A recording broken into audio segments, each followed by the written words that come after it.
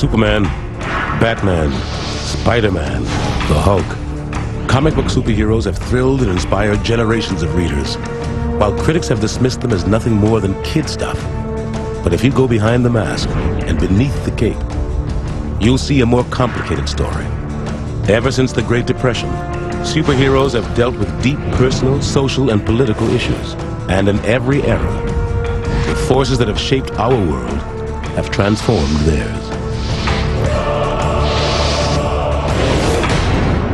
Comic book superheroes unmasked. In 1938, the first and greatest superhero of them all, Superman, leaped from the pages of Action Comics #1 into the imaginations of children everywhere. Faster than a speeding bullet, more powerful than a locomotive, and able to leap tall buildings at a single bound. Today, Superman has become a national icon, and that 10-cent comic could sell for over $300,000. But the Man of Steel nearly didn't get published. At first, only two people believed in him, his creators, Jerry Siegel and Joe Shuster. In 1931, there were two 17-year-old kids from Cleveland, Ohio, who were obsessed with science fiction. Jerry Siegel wrote the stories, and his pal Joe Shuster illustrated them. The creations were never sold. Yet these poor Jewish kids dreamed that their sci-fi fantasies would someday bring them fame and fortune. In the 1930s, the big new trend in newspapers was the adventure comic strip. There was quality in the writing, there was quality in the drawing, there was just a general air of capital Q quality associated with newspaper comics. That's what Jerry Siegel and Joe Shuster wanted for themselves. Siegel and Shuster's hero combined elements of everything they'd read, from comic strips to pulp magazines. He would be the last survivor of a dead planet, rocketed to Earth like a science fiction Moses, with the strength of Hercules, fighting for the common man, Superman.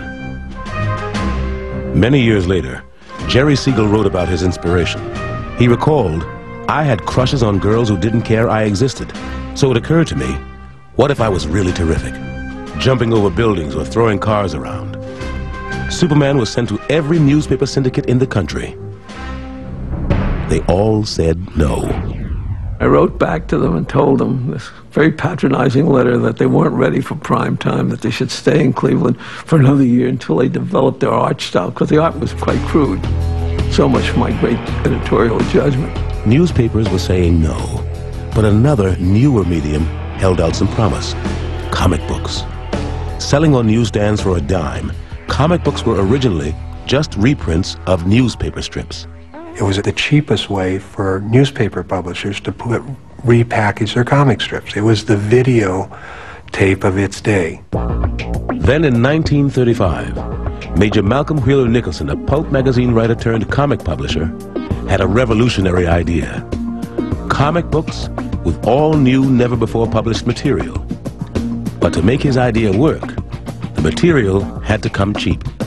The only people they could get to produce this content were guys that couldn't get work doing anything else because they were too young, or they were too inexperienced, or they were Jewish.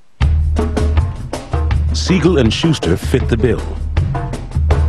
Wheeler Nicholson's company, soon to be called DC, gave the pair steady work. In 1938, the company, under new ownership, took a chance with the strip everyone had rejected. Siegel and Shuster, both 23, finally saw Superman published in the first issue of DC's Action Comics. Shuster cut up the panels, rearranged them in comic page form, and the golden age of comics began with the first issue of Action Comics. Imagine how amazing it would be to open up that first issue. I'll never have anything approaching the level of a sense of wonder that those first kids that opened up Action #1 had way back in the day. The first stories were crude but direct. Unlike most newspaper heroes, Superman lived in the same world as his readers. This wasn't medieval England or another planet. This was a city, a metropolis of lynch mobs and wife-beaters, where politicians were crooks, where businessmen exploited workers and started wars in South America. It was the real world of 1938, a world in need of a hero. He was the spirit of the people. He was up against corrupt landlords and vile dictators and bad generals and all that. The New Deal, of course, was an effort to try to redirect people to look to a powerful force, the federal government, to serve as their benefactor, their protector against, local and greedy, corrupt interests. Comic book superheroes were super New Dealers, like costume versions of Franklin Roosevelt. But what really made Superman revolutionary was his alter ego, Clark Kent. Kent made Superman accessible, and in turn, he needed to be Kent to be human, to have access to us. Superman comes from this other place to America. He can never go back there. It's been destroyed, very much as the Europe that especially the European Jews left behind was eventually destroyed. He is adopted by this ultimate American couple. He leaves behind the vaguely Hebraic-sounding Kal-El and becomes Clark Kent, the ultimate American. Even if you don't look at him as an allegory of the immigrant, he is an immigrant. He did come to America, and he did make good.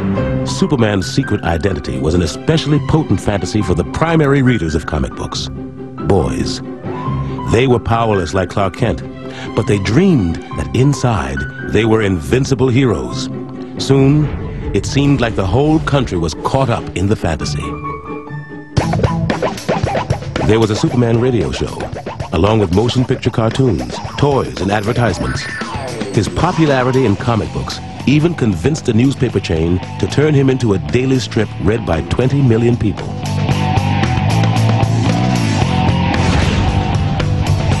Meanwhile, each monthly issue of Action Comics with Superman sold nearly 1 million copies. Naturally, DC wanted another costumed character to match Superman's success.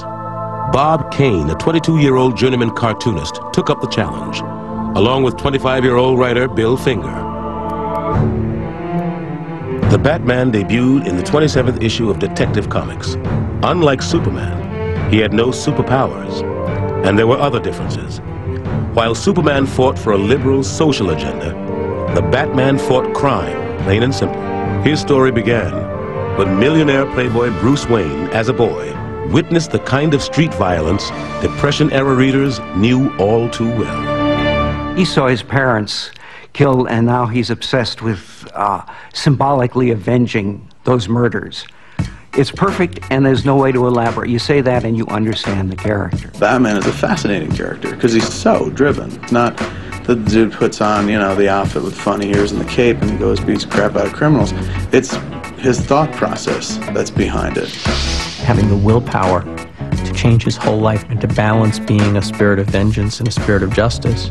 I think that's an immediately appealing concept. In the early stories, Batman was described as a weird figure of the dark, an avenger of evil, just as scary as any mobster, monster, or mad doctor. Readers loved him. DC now had 2 incredibly popular superheroes who were about to have a whole lot of company.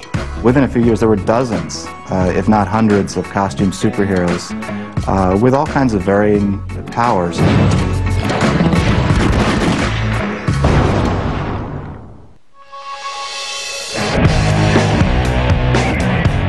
With 2 very different superheroes raking in profits at the newsstands, it wasn't long before other publishers got into the comic book business. They knew what readers wanted: crime fighters with catchy names, and most importantly, costumes. That was a lesson cartoonist Will Eisner learned when he was developing a detective hero. One night, he got a phone call from his publisher, Busy Arnold. Working on the drawing board, and the phone rings, and I could hear the jukebox going on. He was in a bar. He said, "Have you got a character yet?" I said, "Yeah, I've got this guy, a detective." He said, "Yeah, but does he have a costume?" So I'm sitting there, I was drawing the face, and I drew a mask on him. I said, "Well, he's got a mask." He says, "That's good, that's good." "What else?" I said, "Well, he wears gloves." "Oh," he says, "go with that." He says, "That's good." So anyway, that was how the Spirit got a costume. By 1940, costumed superheroes were flooding the newsstands. At DC, Superman and Batman were joined by The Flash, Hawkman, Green Lantern, and more. Rival